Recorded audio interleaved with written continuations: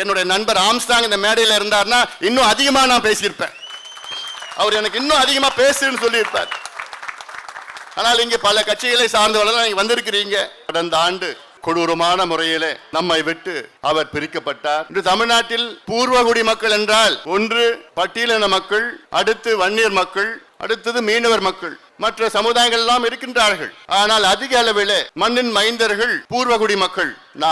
நம்மை இவ்வளவு காலமாக படிப்பறிவு இல்லாத, பொருளாதார முன்னேற்றம் இல்லாமல், வேலை வாய்ப்பு இல்லாமல், மதுவுக்கு அடிமையாக்கி தொடர்ந்து நம்மை வாக்கு வங்கிகளாக நம்மை ஆண்டு கொண்டிருக்கின்ற அமைப்புகள் எல்லாம் நம்மை நடத்தி வருகிறார்கள் என்று இது என்னுடைய கருத்து மட்டுமல்ல, நண்பர் ஆம்ஸ்ட்ராங்குடைய ஆழமான ஒரு கருத்து.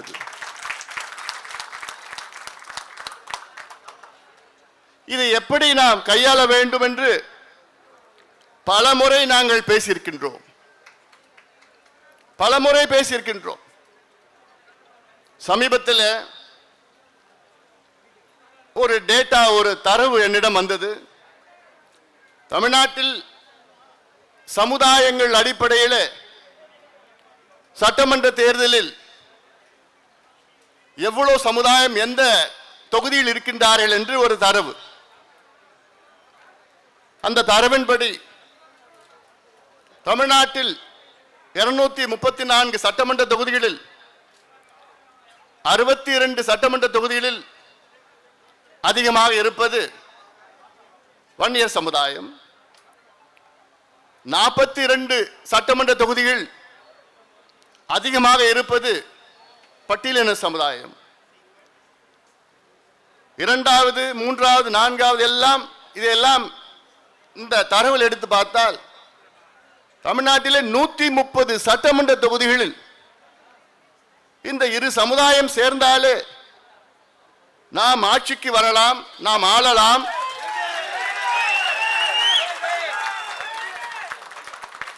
இது அடிப்படை உண்மை.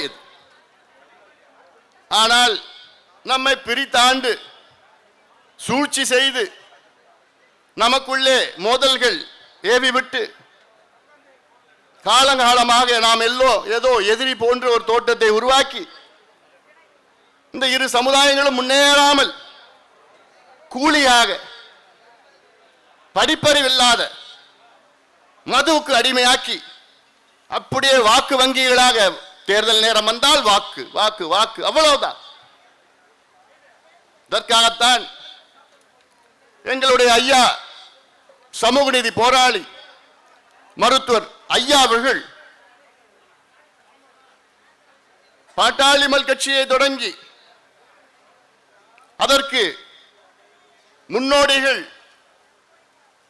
அண்ணல் அம்பேத்கர் அவர்களும், தந்தை பெரியார் அவர்களும், புரட்சியாளர் கார்ல் மார்க்ஸ் அவர்களை எங்களுடைய வழிகாட்டிகள், அவருடைய கொள்கைகளை நாங்கள் பின்பற்ற வேண்டும் என்ற நோக்கத்திலே எங்களை மருத்துவர் ஐயா அவர்கள் வழிநடத்தி கொண்டிருக்கின்றார்கள். அதில் எந்த கருத்து வேறுபாடும் நிச்சயமாக கிடையாது. இடையிலே சூழ்ச்சிகள் செய்து நம்மை பிரித்து ஆண்டு கொண்டிருக்கின்ற கட்சிகள் இதை இன்றைய தலைமுறை புரிந்து கொள்ள வேண்டும். குறிப்பாக இளைஞர்கள் புரிந்து கொள்ள வேண்டும். யாரும் யாருக்கும் எதிரி கிடையாது.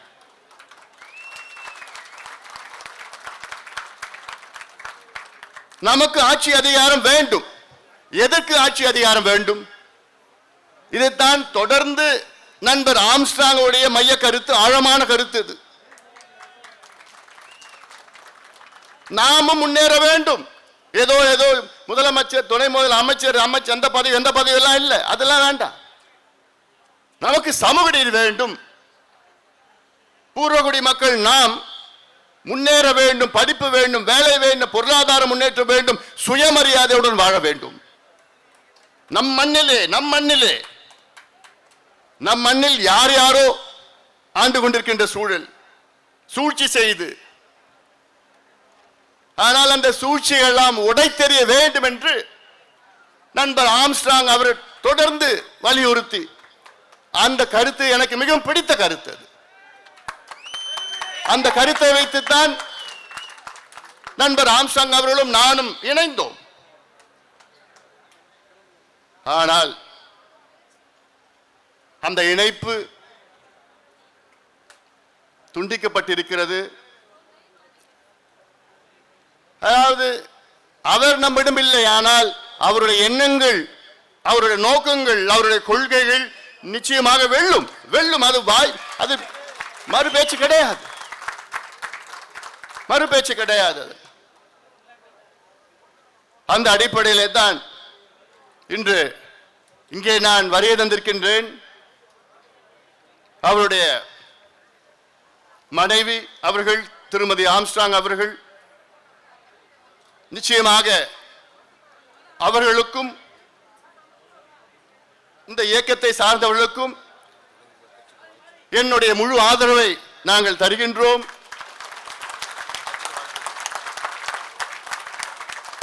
இன்று ஒரு இயக்கத்தை தொடங்கியிருக்கின்றார்கள். அந்த இயக்கத்திற்கு என்னுடைய வாழ்த்துக்கள், பாராட்டுக்களை நான் தெரிவிக்கின்றேன். இந்த இயக்கம் நண்பர் ஆம்ஸ்ட்ராங் அவருடைய அடிமட்ட கொள்கை, சமூக நீதி என்ற அடிமட்ட கொள்கை நிச்சயமாக இயங்கும். நாம் முன்னேற வேண்டும். நாம் முன்னேற வேண்டும் என்றால் நாம் ஆள வேண்டும் என்ற எண்ணம் நமக்குள்ள வர வேண்டும். இன்றைய தலைமுறைகளுக்கு வர வேண்டும். இன்றைய தலைமுறைகளுக்கு வர வேண்டும்.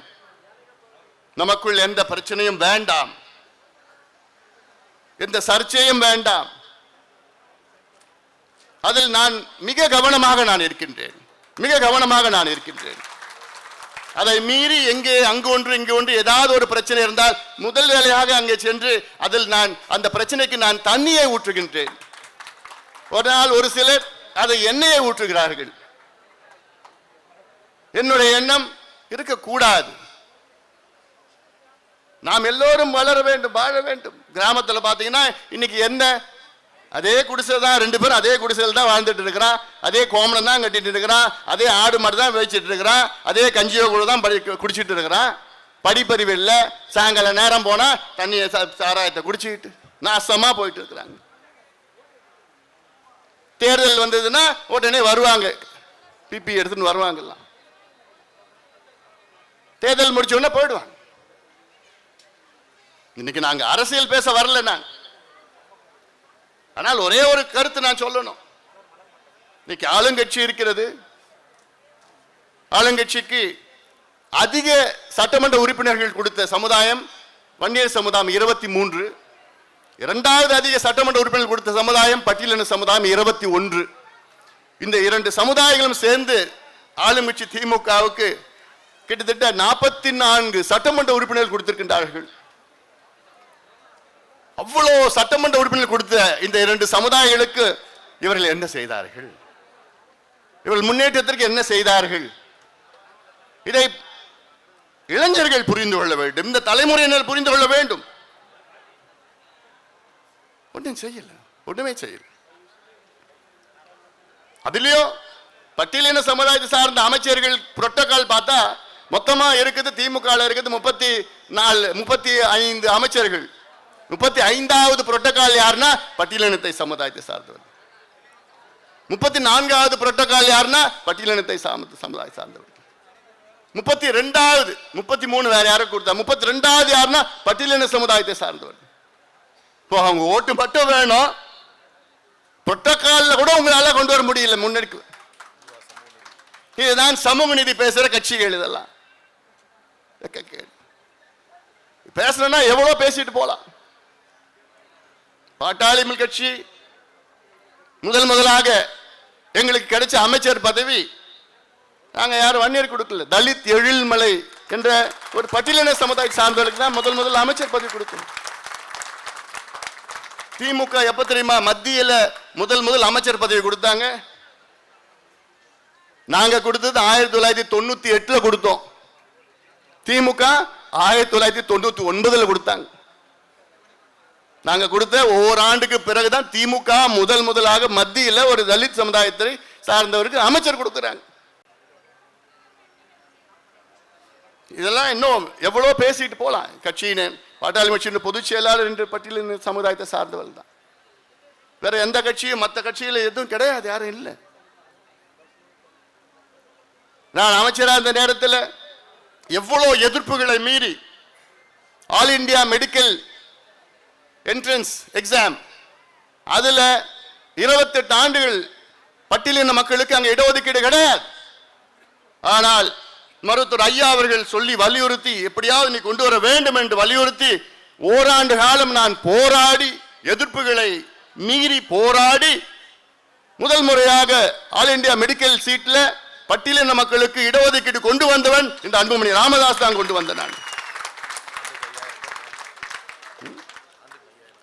ஆண்டிற்கு இன்னைக்கு 5000 இளைஞர்களுக்கு இன்னைக்கு MBBS மட்டுமில்ல, MD, MS, MCH, யூராலி, PG எல்லாம் படிச்சுட்டு இருக்கிறது காரணம் மருத்துவர் ஐயா அவர்கள்.